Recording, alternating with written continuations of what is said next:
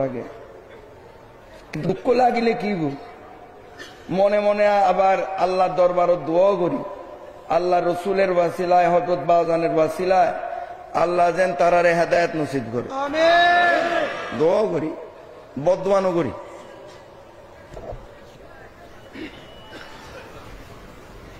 মাইজবান্ডার শরীফ হইতেই হযরত কেবলা বাজান কেবলা,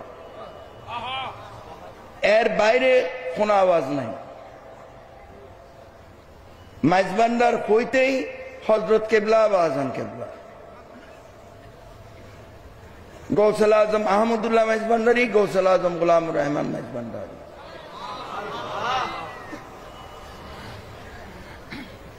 কথা কি হই বুঝছো? যারা ইদানিং আর খানতাইয়ের আয় অনারারে হই, যারা হযরতের শানে অথবা বাবা ভান্ডারির শানে বিয়াদবি করিব, ইতে যদি মাইজবান্ডার শরীফের মুরিদ হয়, ইটার লয় উডা বসা নিষেধ।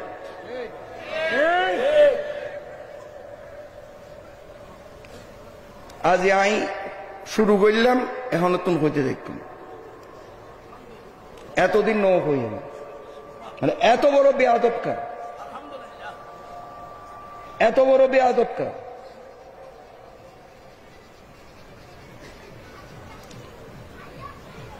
যারাই হযরত কেবলা হোক, বাবা ভান্ডারি হোক,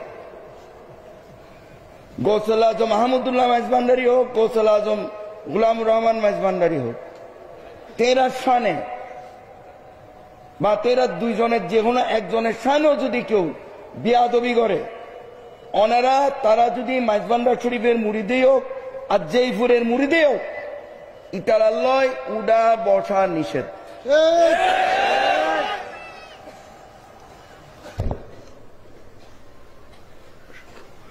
মৌলানা রুমি তে মুসনবী শরীফত লিখুন, আজ খুদা খাহিমে তৌফিক আদব বিয়াদব মাহরুমে গস্ত আজ ফজল রব। মৌলানা রুমি এত বড় একজন ওলি হইয়েরও আল্লাহর দরবারত ফরিয়াদ করছেন লাগুন কিল্লাই উম্মতে মুহাম্মদের জ্ঞান দিবেন লাই। মৌলানা রুমি ফরিয়াদ করের কি, আল্লাহ তুই আরে আদব শিক্ষা দাও, খানায় জানি বেয়াদব সব সময় তুই আল্লাহর রহমতের তুন বঞ্চিত থাকে। কথা কি হই বুঝছো? তো সুতরাং